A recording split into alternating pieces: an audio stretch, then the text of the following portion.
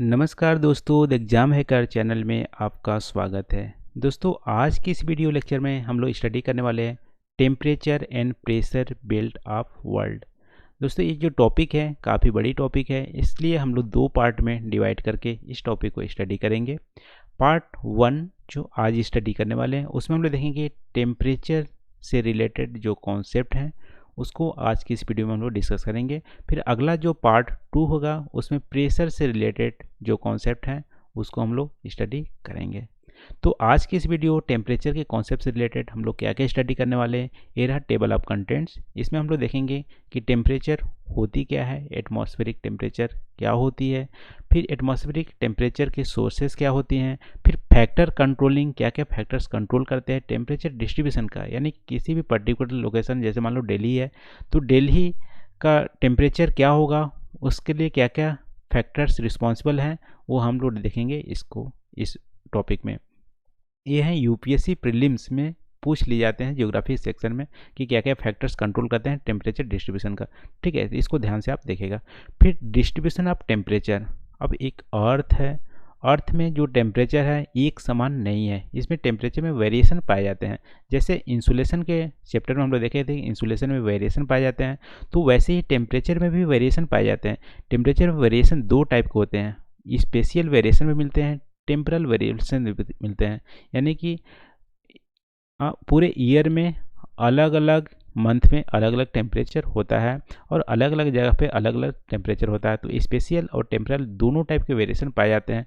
तो temperature distribution हम लोग देखेंगे वर्टिकल डिस्ट्रीब्यूशन ऑफ टेम्परेचर और horizontal distribution of temperature. Vertical distribution of temperature में भी हम लोग दो पार्ट में यहाँ आप देखेंगे। सबसे पहले देखेंगे कि अर्थ की जो लेयर्स हैं, जैसे 5 लेयर्स हैं, तो अलग अलग लेयर में टेम्परेचर क्या होती है, कैसे इंक्रीज डिक्रीज करती है उसको देखेंगे। फिर स्पेसिफिक ट्रोपोस्फीयर में देखेंगे कि जब हाइट बढ़ती है तो अलग अलग जगह पर टेम्परेचर कैसे इंक्रीज होती है। उसके लिए हम लोग नॉर्मल लैप्स रेट या लैप्स रेट वाले जो कॉन्सेप्ट हैं उसको हम लोग यहाँ पे इस कॉन्सेप्ट से हम लोग डिस्कस करेंगे वर्टिकल डिस्ट्रीब्यूशन कैसी है टेम्परेचर की। फिर हॉरिजॉन्टल डिस्ट्रीब्यूशन में उसको हॉरिजॉन्टल डिस्ट्रीब्यूशन के टेम्परेचर को जानने के लिए आइसोथर्म का कॉन्सेप्ट हम लोग यूज करेंगे और उसमें देखेंगे कि अलग अलग टाइम पे यानी टेम्परल वेरिएशन पे जुलाई मंथ और जनवरी मंथ का जो टेम्परेचर डिफरेंस होता है अलग अलग जगह पे, उसको हम लोग आइसोथर्म के मदद से हम लोग देखेंगे कि पूरे वर्ल्ड में टेम्परेचर का डिस्ट्रीब्यूशन कैसे है हॉरिजॉन्टली। फिर थर्मल एनोमली क्या होती है, थर्मल ग्रेडियंट्स क्या होते हैं, इस टॉपिक को भी हम लोग यहाँ पे स्टडी करने वाले हैं। तो वीडियो के लास्ट तक बने रहिएगा दोस्तों। ये सारे कॉन्सेप्ट बहुत ही इंपॉर्टेंट है यूपीएससी प्रीलिम्स और मेंस दोनों के रिस्पेक्टिव में। तो सबसे पहले आप बताइए एटमॉस्फेरिक टेम्परेचर होती क्या है। तो एटमॉस्फेरिक टेम्परेचर आप परसीव कर रहे होंगे, लेकिन इसको डेफिनेशन आप कैसे दोगे। तो दोस्तों, अर्थ है, अर्थ की एटमॉस्फेयर में जो हीट ट्रैप होती है, हीट जो एनर्जी ट्रैप होती है उसको ही टेम्परेचर बोलते हैं।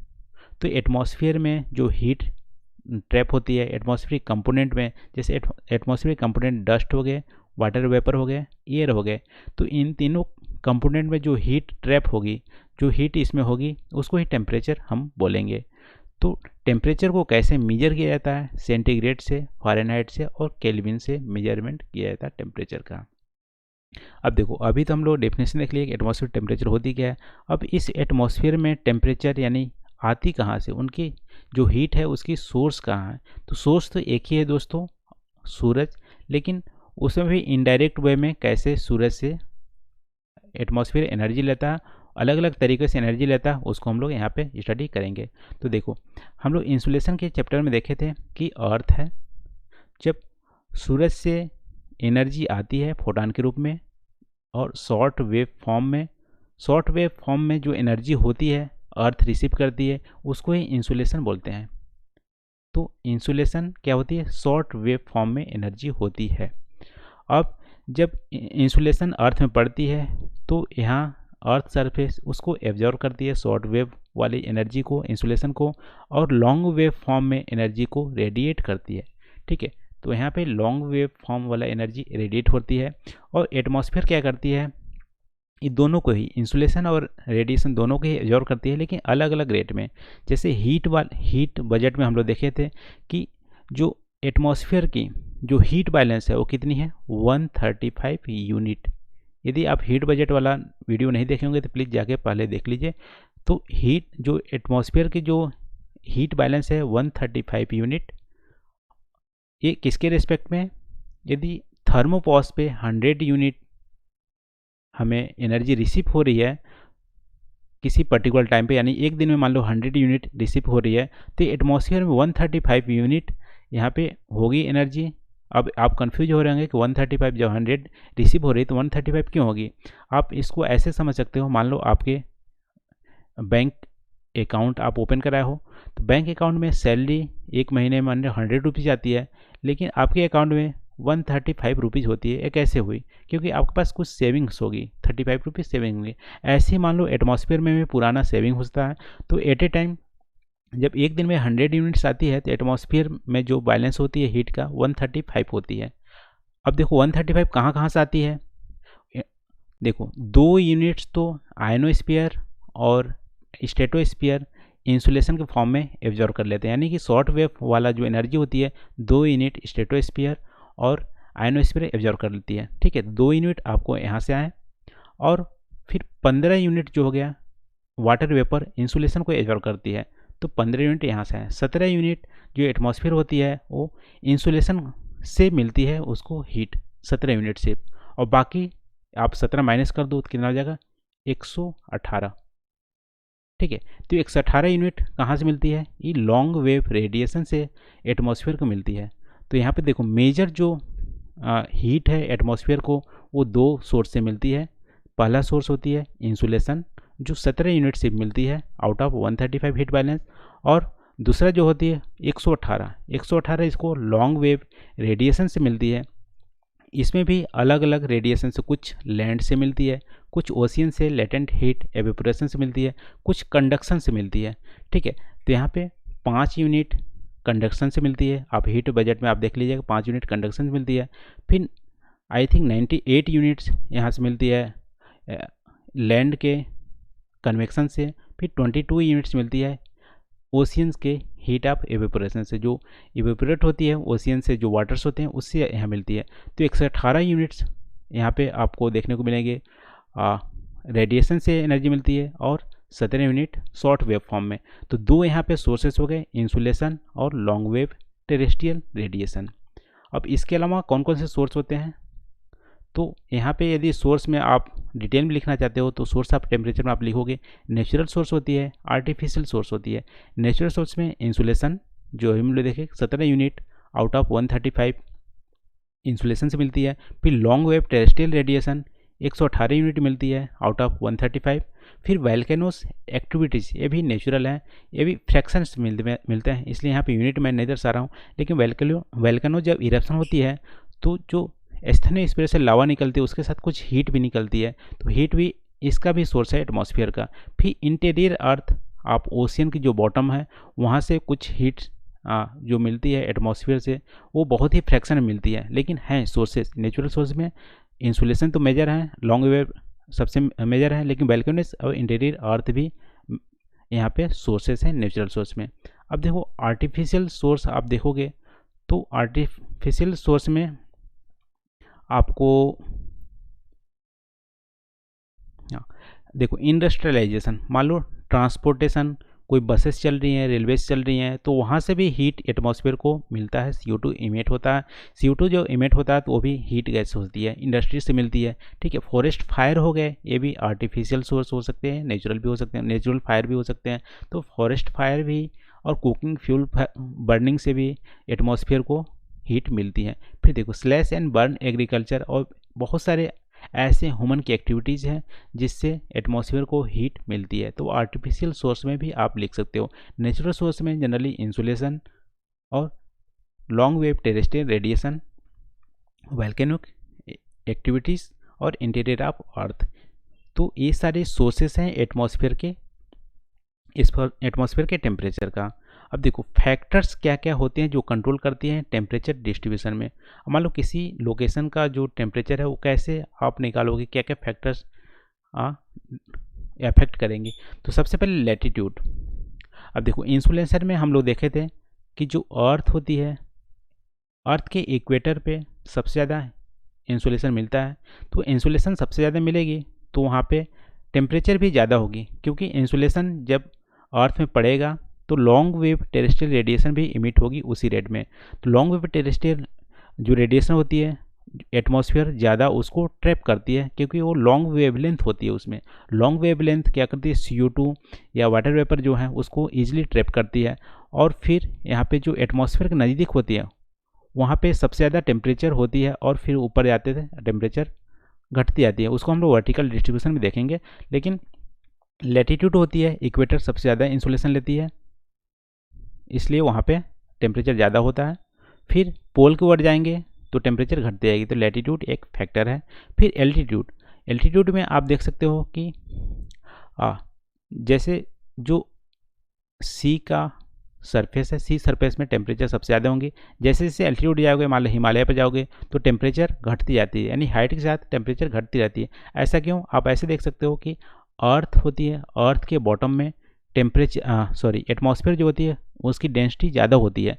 एटमॉस्फेयर की डेंसिटी ज़्यादा होगी, CO2 भारी गैस है, CO2 भी होगी, वाटर वेपर एटमॉस्फेयर के सरफेस में होंगे। अब देखो यहाँ से इंसुलेशन पड़ी अर्थ में, फिर लॉन्ग वेव टेरेस्ट्रियल रेडिएशन यहाँ से निकल रही है। अब यहाँ पे देखो अर्थ के सरफेस में CO2 की मात्रा ज़्यादा होगी, वाटर वेपर ज़्यादा होंगे, तो सबसे पहले जो लॉन्ग वेव टेरेस्ट्रियल रेडिएशन होंगे उस यहाँ की लेयर जो सबसे पास की होंगी एटमॉस्फेयर जो कंपोनेंट होंगे वो क्या करें, ट्रैप कर लेंगे, और उसके ऊपर इंसुलेशन कम बचेगा। मान लो यहाँ पे एक CO2 है, यहाँ पे एक CO2 है, तो इस CO2 को ज़्यादा एनर्जी मिलेगी, तो यहाँ पे टेम्परेचर ज़्यादा होगा। इस CO2 को या इस एटमॉस्फेयर के कंपोनेंट को एनर्जी कम बचेगी, इंसुलेशन कम बचेगी, क्योंकि सबसे ज़्यादा ट्रैप यही कर लिया हो। फिर ऊपर जाओगे इसको कम बचेगी, तो हाइट के साथ क्या होती है, टेम्परेचर घटती जाती है।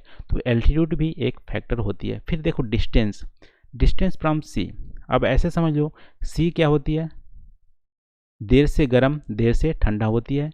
ऐसा क्यों लैंड के कंपेयर में? क्योंकि सी क्या होती है, सी में जो इंसुलेशन पड़ती है और उसका जो सन की रेज होती है वो पेनिट्रेट होती है कितना, 400 मीटर्स के गहराई तक समुद्र में चली जाती है। तो अब समझो 400 मीटर वाटर को गर्म करने में ज़्यादा टाइम लगेगा, तो ज़्यादा देर से गर्म होगी, और फिर 400 मीटर वाली जो वाटर है उसको ठंडा होने में ज़्यादा टाइम लगेगा। इसलिए सी ज़्यादा जल्दी गर्म भी नहीं होता, जल्दी ठंडा भी नहीं होता। और अब देखो लैंड में आ जाओ तो सरफेस में क्या होती है, जो सन रेज होती है बहुत ही नीचे पेनिट्रेट नहीं कर पाती है, वो 1-2 मीटर तक ही नीचे सन की किरणें जा पाएगी।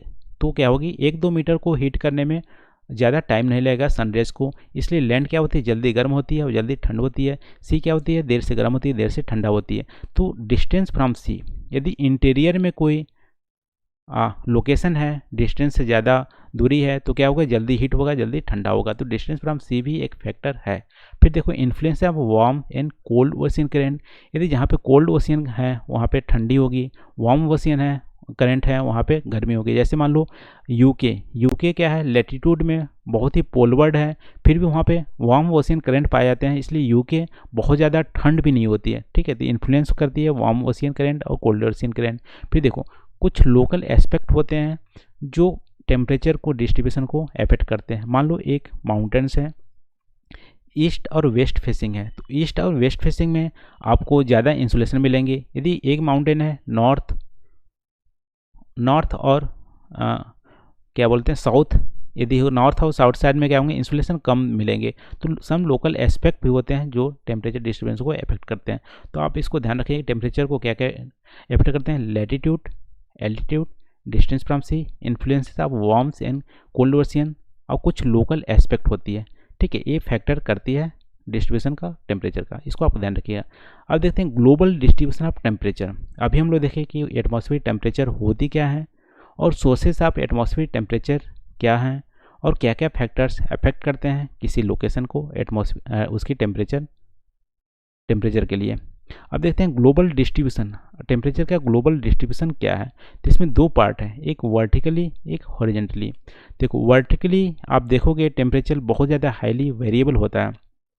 आप इंसुलेशन वाले चैप्टर में आप देखेंगे कि जो हीट होती है वो क्या है, स्ट्रेटोस्फीयर और थर्मोस्फीयर इंसुलेशन को एब्जॉर्व करती है, और कुछ रिएक्शन होता है, स्ट्रेटोस्फीयर में ओजोन बनती है और थर्मोस्फीयर में आयोनाइजेशन होता है गैसों का। तो यदि आप लेयर्स में देखोगे टेम्परेचर का कैसे होता है, तो ये डायग्राम से आप देख सकते हैं कि यहाँ पे ट्रोपोस्फीयर में क्या होती है, हाइट बढ़ने पे टेम्परेचर घटती है। ऐसा क्यों? क्योंकि ट्रोपोस्फीयर में जो सबसे सरफेस पे होती है वहाँ पे CO2 वाटर वेपर ज़्यादा होते हैं, क्योंकि इनकी डेंसिटी ज़्यादा होती है। डेंसिटी ज़्यादा होगी तो ग्रेविटेशनल फोर्स अर्थ के द्वारा लगेंगे तो सरफेस में सेटल हो जाएंगे। तो सरफेस के पास वाली जो एटमॉस्फेयर है वो लॉन्ग वेव टेरेस्ट्रियल रेडिएशन को ज़्यादा ट्रैप करती है, क्योंकि सबसे पहले उन्हीं को लॉन्ग वेव टेरेस्ट्रियल रेडिएशन आते हैं। सबसे पहले जिसको मिलेगा वो तो पहले ट्रैप करेगा ही। तो सरफेस पे टेम्परेचर ज़्यादा होंगे, जैसे जैसे एल्टीट्यूड बढ़ेंगे टेम्परेचर कम होते जाएंगे। ट्रोपोस्फीयर में हाइट बढ़ने पे टेम्परेचर घटते हैं। ठीक है, ये तो हो गया। फिर स्ट्रेटोस्फीयर में देखो हाइट बढ़ने पे टेम्परेचर बढ़ रही है। क्यों? क्योंकि यहाँ पे यूवी रेज जो होती है, इंसुलेशन के चैप्टर में देखे थे, यूवी रेज जो होती है एब्जॉर्ब करती है, ये ओजन गैस बनती है। तो स्ट्रेटोस्फीयर में टेम्परेचर घटती है, बढ़ती है। फिर मेसोस्फीयर में टेम्परेचर घटती है, क्योंकि यहाँ पे कुछ ऐसा रिएक्शन नहीं होता है, वाटर वेपर भी नहीं होते हैं और एटमॉस्फेयर का डेंसिटी भी यहाँ पे कम होती है। फिर थर्मोस्फीयर में टेम्परेचर अचानक बढ़ने जाते हैं। ये थोड़ा सा ग्राफ आप ऐसे दिख सकते हो, अचानक बढ़ते हैं।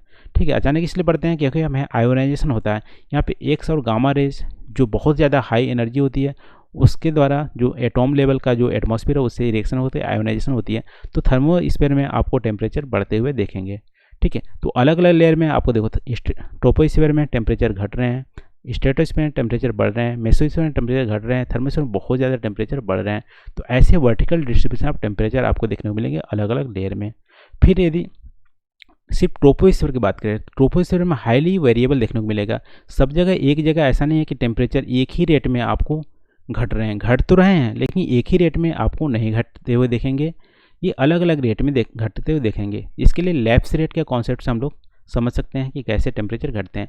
नॉर्मल लैप्स रेट आप देखो, जनरली यदि मान लो एक लोकेशन है, वहाँ पे एटमॉस्फेयर न ऊपर उठ रही है न नीचे सिंक हो रही है, तो इस कंडीशन में क्या होंगे, जो टेम्परेचर हाइट बढ़ने पे जो टेम्परेचर होंगी वो घटेंगी और उसको बोलेंगे लैप्स रेट। ये जनरली एक स्पेसिफिक रेट यानी कि 6.5 या 6.5 डिग्री पर किलोमीटर के रेट से घटती है टेम्परेचर। ठीक है, यहाँ पे एयर पार्सल क्या हो रहा है, ना ऊपर उठ रहा है ना नीचे हो रहा है। इसको हम लोग स्टेबिलिटी और इनस्टेबिलिटी वाला जो चैप्टर्स होंगे, जो लेक्चर होंगे, उसको हम लोग ज़्यादा डिटेल में स्टडी करेंगे। फिर देखो थर्मल इन्वर्जन, ऐसा नहीं है, कभी कभी जो होती है कि हाइट बढ़ने पे टेम्परेचर घटती नहीं है, कभी कभी बढ़ती है, उसको बोलते हैं थर्मल इन्वर्जन।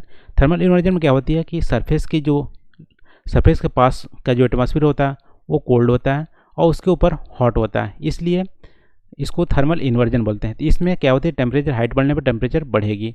अब देखो इसको हम लोग फिर अलग चैप्टर में थोड़ा सा स्टडी करेंगे। अभी आप समझ लो थर्मल इन्वर्जन केस में क्या होती है कि हाइट बढ़ने पर टेम्परेचर बढ़ती है। फिर ये देखो एडियाबैटिक लैप्स रेट, इसमें क्या होती है कि जो एटमॉस्फेयर है वो क्या है कि एक जगह स्टेबल नहीं है, वो मूव कर रही है या डाउन हो रही है। तो मूव करने पे क्या होती है, जब ऊपर उठ रही है तो एक्सपेंड होगी तो टेम्परेचर घटेगा। तो इस रेट में मूव करने वाले जो एयर पार्सल में जो टेम्परेचर घटने का रेट होती है नॉर्मल लैप्स रेट से अलग होती है, उसको बोलते हैं adiabatic lapse rate. Normal lapse rate में क्या होती है कि जो एटमॉस्फेयर होती है वो बाहर से टेम्परेचर आ भी सकता है, इन भी हो सकता है, आउट भी हो सकता है। लेकिन एडियाबैटिक लैप्स रेट में क्या होती है, जो टेम्परेचर घटती है वो एयर के मूवमेंट से होती है, एयर पार्सल के मूवमेंट से होती है, अप या डाउन होने से होती है। जो एक्सपेंड करेगी तो टेम्परेचर घटेंगे और यदि कॉम्प्रेस होगी तो टेम्परेचर बढ़ेंगे। यदि एयर पार्सल डाउन हो रहे हैं, नीचे आ रहे हैं, तो टेम्परेचर क्या होंगे, बढ़ेंगे, और ऊपर जा रही है तो टेम्परेचर घटेंगे। फिर देखो वेट एडियाबैटिक लैप्स रेट, इसमें क्या होती है, यदि एयर पार्सल वेट है, ह्यूमिड है, सैचुरेटेड है, वहाँ पे वाटर वेपर ज़्यादा है तो उसका अलग ही रेट होगा। यानी कि जो हाइट बढ़ने पे ऊपर जाने पे जो यदि वेट एटमॉस्फेयर है तो अलग ही रेट में उसकी टेम्परेचर घटेगी। ड्राई है एटमॉस्फेयर तो उसका अलग ही रेट में टेम्परेचर घटेगी। यदि नॉर्मल है यानी कि ना ड्राई है ना वेट है, एक नॉर्मल एटमॉस्फेयर है, ना मूव कर रही है, तो उसमें नॉर्मल लैप्स रेट घटेंगे। ठीक है, तो यहाँ पे आप देखोगे वर्टिकल जो डिस्ट्रीब्यूशन है टेम्परेचर का अलग अलग जगह पे अलग अलग है। उस पर डिपेंड करता है कि वहाँ की जो एयर एटमॉस्फेयर वेट है या ड्राई है या नॉर्मल है। इसको हम लोग थोड़ा डिटेल में अलग ही चैप्टर में स्टडी करेंगे जब हम लोग देखेंगे इनस्टेबिलिटी और स्टेबिलिटी ऑफ एटमॉस्फेयर। तो यहाँ पे आप समझ लो कि वर्टिकल टेम्परेचर डिस्ट्रीब्यूशन है वो भी बहुत ज़्यादा वेरिएशन यहाँ पर दे रहा है विद इन ट्रोपोस्फीयर। ऐसा नहीं कि एक ही रेट में जो हाइट होती है उसके एक ही रेट में टेम्परेचर घट रही है, अलग अलग जगह पर अलग अलग टेम्परेचर होती है। जैसे नॉर्मल रेट में आप देखोगे 6.5 डिग्री जो टेम्परेचर होती है पर किलोमीटर घटती है यदि एटमॉस्फेयर यानी एयर पार्सल ना डाउन हो रही है ना अप हो रही है। और थर्मल इन्वर्जन में तो टेम्परेचर बढ़ती है हाइट बढ़ने पे। इसको थोड़ा सा अलग में हम लोग स्टडी करेंगे एक वीडियो बना के, ठीक है। फिर देखो वेट एडियाबेटिक में क्या होती है, यदि एयर पार्सल वेट है सेचुरेटेड है तो आपको 4.5 से 9 डिग्री का वेरिएशन होता है, यानी कि 1 किलोमीटर ऊपर यदि आप जाओगे तो 4.5 से 9 डिग्री सेंटीग्रेड तक टेम्परेचर आपको घटी हुई देखती मिलेगी। फिर ड्राई एडियाबेटिक है, यदि एयर पार्सल ड्राई है तो यदि 1 किलोमीटर सरफेस ऊपर जाओगे तो 10 डिग्री टेम्परेचर कम देखने को मिलेगी। तो लॉट ऑफ वेरिएशन है एटमॉस्फेयर में यदि वर्टिकली टेम्परेचर में भी, ठीक है। अब देखो हॉरिजेंटली हम लोग देखेंगे हॉरिजेंटल डिस्ट्रीब्यूशन ऑफ जो वर्ल्ड का टेम्परेचर है हॉरिजेंटली कैसे होती है। अभी वर्टिकली देखे थे हॉरिजेंटली क्या क्या वेरिएशन है, तो हॉरिजेंटली में भी बहुत सारे वेरिएशन देखने को मिलेंगे। जैसा हम लोग देखे थे इंसुलेशन में सबसे ज़्यादा इक्वेटर पे इंसुलेशन ज़्यादा होती है और पोलवर्ड इंसुलेशन कम होती है, वैसे ही टेम्परेचर में भी आपको देखने को मिलेंगे इक्वेटर पे ज़्यादा टेम्परेचर देखने को मिलेंगे और पोलवर्ड में आपको टेम्परेचर कम देखने को मिलेंगे। अब इसमें देखो तो जनरली हम लोग क्या करते हैं कि टेम्परल जो एनालिसिस करते हैं टेम्परेचर के वेरिएशन में, उसमें हम लोग जुलाई और जनवरी मंथ का जो टेम्परेचर होता है उसका स्टडी करते हैं। ऐसा इसलिए क्योंकि आपको पता होगा जून मंथ में जो सन की रेज 90 डिग्री पे पड़ती है ट्रॉपिक ऑफ कैंसर पे, और दिसंबर के महीने में ट्रॉपिक ऑफ कैप्रिकॉर्न पे क्या पड़ती है सन की रेज 90 डिग्री पे पड़ती है। लेकिन हम लोग दिसंबर और जून की स्टडी नहीं करते हैं मंथ की, इसलिए क्योंकि जून और जो दिसंबर है वो वेट मंथ नहीं है, यानी कि वहाँ पे ह्यूमिडिटी ज़्यादा नहीं होती है। जो वेट मंथ होता है वो होता है जुलाई और जनवरी, इसलिए हम लोग जनवरी और जुलाई के महीने को हम लोग स्टडी करते हैं हॉरिजेंटल डिस्ट्रीब्यूशन का। अब देखो इसको हॉरिजेंटली जो डिस्ट्रीब्यूशन होता है वर्ल्ड का उसको जानने के लिए आइसोथर्म्स का कॉन्सेप्ट हम लोग को जानना जरूरी है। आइसोथर्म्स क्या होते हैं, आइसोथर्म्स होते हैं कि एक ऐसा लाइन जो सेम टेम्परेचर को कनेक्ट करता हो, ठीक है। ये वेस्ट टू ईस्ट हम लोग जनरली ड्रॉ करते हैं। आइसोथर्म्स क्या होते हैं कि ऐसा लाइन जो सेम टेम्परेचर यानी एवरेज टेम्परेचर सेम वाले लोकेशन को कनेक्ट करता हो वेस्ट टू ईस्ट, उसको आइसोथर्म्स बोलते हैं। अब मैक्सिमम टेम्परेचर वाला जो आइसोथर्म्स होते हैं वो इक्वेटर में मिलते हैं, और फिर जैसे पोलवर्ड जाओगे तो आइसोथर्म्स की जो टेम्परेचर होंगे वो क्या होंगे घटती हुई नज़र आएंगी। तो सबसे पहले आइसोथर्म्स क्या होते हैं कि line connected with same temperature is called isotherms. अब देखो अभी हम लोग देखेंगे कि हॉरिजेंटली डिस्ट्रीब्यूशन जो होती है जनवरी महीने का। अब देखो जनवरी महीने में क्या होती है कि ट्रॉपिक दिसंबर महीने में ट्रॉपिक ऑफ कैप्रिकॉर्न पे सन की रेज 90 डिग्री पड़ती है, तो सदर्न हेमिस्फीयर ज़्यादा हीट सदर्न हेमिस्फीयर में देखने को मिलेंगी। तो यदि लाइन ड्रॉ करा गया आइसोथर्म्स यानी कि सेम कनेक्टिव लाइन, तो आपको देखने को मिलेंगे जनवरी महीने में जो 0 डिग्री होता है 0 डिग्री का आपको नियरली यहाँ पे जो सदर्न पोल पे देखने को मिलेंगे। 10 डिग्री का आपको यहाँ पे देखने को मिलेंगे सबसे साउथ वाला पोर्शन पे, जो यहाँ पे क्या है ये सदर्न अमेरिका में यहाँ पे 10 डिग्री वाले देखने को मिलेंगे। फिर 20 डिग्री वाले आइसोथर्म्स जो हैं यहाँ पे देखने को मिलेंगे। अब देखो आइसोथर्म्स जो वेस्ट टू ईस्ट ड्रा करते हैं ये आप ध्यान रखिएगा। तो एपरेंट मूवमेंट ऑफ सन पे ये डिपेंड करता है। देखो इस समय सन क्या है सदर्न साइड में है, तो जो आइसोथर्म्स हैं आइसोथर्म्स क्या हुआ साउथ की ओर यहाँ पे टिल्ट हो रहे हैं। और यहाँ पे देखो लैंड क्या होती है ज़्यादा जल्दी हीट होती है, जल्दी ठंडा भी होती है, और जो ओशियन होते हैं ओशियन जल्दी गर्म जल्दी ठंडा भी नहीं होती है। तो ओशियन में जो आइसोथर्म्स होते हैं एक स्ट्रेट लाइन आपको देखने को मिलेंगे, स्ट्रेट लाइन, क्योंकि टेम्परेचर में ज़्यादा वेरिएशन देखने को नहीं मिलता है। लेकिन लैंड में आपको देखने को मिलेगा एक ट्विस्ट हुआ देखने को मिलेगा, और ट्विस्ट ऐसे होता है जिधर सन है। यहाँ पे जनवरी में सन क्या है सदर्न पोर्शन पे है, इसलिए जो आइसोथर्म्स है आपको जनरली साउथवर्ड ट्विस्ट होकर देखने को मिलेंगे लैंड पे, ठीक है। अब यहाँ पे कुछ ऐसी एरियाज हैं जो एक लाइन से ड्रॉ नहीं हो सकते। यहाँ पूरे एरिया में 30 डिग्री यानी मैक्सिमम टेम्परेचर मिलती है 30 डिग्री, यहाँ पे 30 डिग्री। तो इस एरिया को एक एक गोला जैसा आपको देखने को मिलेंगे, यानी कि आइसोथर्म्स क्या है पूरे एरिया में, तो इसलिए यहाँ पे 30 डिग्री का आइसोथर्म्स यहाँ देखने को मिलेंगे कुछ कुछ एरियाज में। फिर यहाँ पे 20 डिग्री देखने को मिलेंगे। फिर देखो 20 डिग्री का आइसोथर्म यहाँ पे देखने को मिलेंगे। ये क्या है, सदर्न कोर ट्विस्ट हो रहे हैं जनवरी वाले आइसोथर्म में। ठीक है, यहाँ पे बस दो चीज़ ध्यान रखिएगा कि यहाँ पे आपको ओशियन में यदि आप आइसोथर्म दिखा रहे हैं तो आपको स्ट्रेट जनरली स्ट्रेट देखने को मिलेगी। जैसे ही लैंड में आइसोथर्म्स आती है, जैसे जिधर सन होती है उधर ट्विस्ट होती है, यानी अभी जनवरी के मंथ में सदर्न जो सन है साउथ कोर है, तो साउथ कोर ट्विस्ट होता देखते हुए मिलेंगे। और यही जुलाई क्या है, सन नॉर्थ की ओर है। तो जो आइसोथर्म्स है, अब देखो आइसोथर्म्स क्या है, आइसोथर्म्स यहाँ पे नॉर्थ की ओर जो लैंड पे जैसी आती है नॉर्थ की ओर ट्विस्ट हो जाती है। तो यहाँ पे आपको देखो 10 डिग्री का आइसोथर्म्स यहाँ नॉर्थ की ओर ऐसे ट्विस्ट हो रहा है, एक स्ट्रेट फॉरवर्ड नहीं है। और कुछ कुछ एरिया में सबसे ज़्यादा मैक्सिमम इंसुलेशन यहाँ पे मिलते हैं, टेम्परेचर मिलते हैं 30 डिग्री का। अब यहाँ पे देखो इंडियाज़ में जुलाई के महीने में जनरली 30 डिग्री का आइसोथर्म्स होता है पूरे एरिया में। इसके सराउंडिंग में आप जाओगे तो 25 डिग्री का होगा, फिर 20 डिग्री होगा। तो आप ऐसे आइसोथर्म का डिस्ट्रीब्यूशन आप देख सकते हो, हॉरिजॉन्टली अलग अलग स्पेशियल और टेम्परल दोनों में वेरिएशन देखने को मिल रहे हैं। अभी हम लोग देखिए आइसोथर्म्स क्या होते हैं, और जुलाई और जनवरी महीने में आइसोथर्म्स का जो लाइंस हैं उसको हम लोग ड्रॉ करके देखें। अब देखो थर्मल एनोमली क्या होते हैं। अब देखो थर्मल एनोमली आप यहाँ से आप देख सकते हो, थर्मल एनोमली। ठीक है, यहाँ पे देखो, यहाँ पे जो देखो यहाँ पे लोकेशन एक है, तो यहाँ पे जनरली क्या होनी चाहिए कि जो 20 डिग्री का टेम्परेचर है ऐसे गुजरनी चाहिए, 20 डिग्री का टेम्परेचर यहाँ पे गुजरनी चाहिए, लेकिन 20 डिग्री का टेम्परेचर यहाँ पे गुजर रही है। यहाँ पे हालांकि कितना होना है, 15 डिग्री टेम्परेचर होना चाहिए। तो 15 माइनस 20, क्योंकि 20 डिग्री है, होनी चाहिए 15 डिग्री, क्योंकि जो रेफरेंस लाइन है वो क्या है 15 डिग्री के आसपास है, लेकिन हो रही है 20। तो इसको बोलेंगे थर्मल एनोमली। थर्मल एनोमली के आप डिफरेंस ऐसे देख लो, रेफरेंस जो आइसोथर्म्स है उससे वेरिएट जो होती है टेम्परेचर, उसको बोलते हैं थर्मल एनोमली। अब देखो किसी लोकेशन में रेफरेंस लाइंस होनी चाहिए, रेफरेंस लाइन के हिसाब से 5 डिग्री का टेम्परेचर होना चाहिए, लेकिन हो रही है 20 डिग्री। तो 20 और 5 में से 15 डिग्री की जो डिफरेंस है उसको बोलेंगे थर्मल एनोमली। ठीक है, आई होप थर्मल एनोमली आपको समझ में आ गया होगा। फिर से एक बार देख लें थर्मल एनोमली क्या होती है। थर्मल एनोमली को ज्ञात करने के लिए रेफरेंस आइसोथर्म्स का लेते हैं, रेफरेंस लेते हैं आइसोथर्म्स का।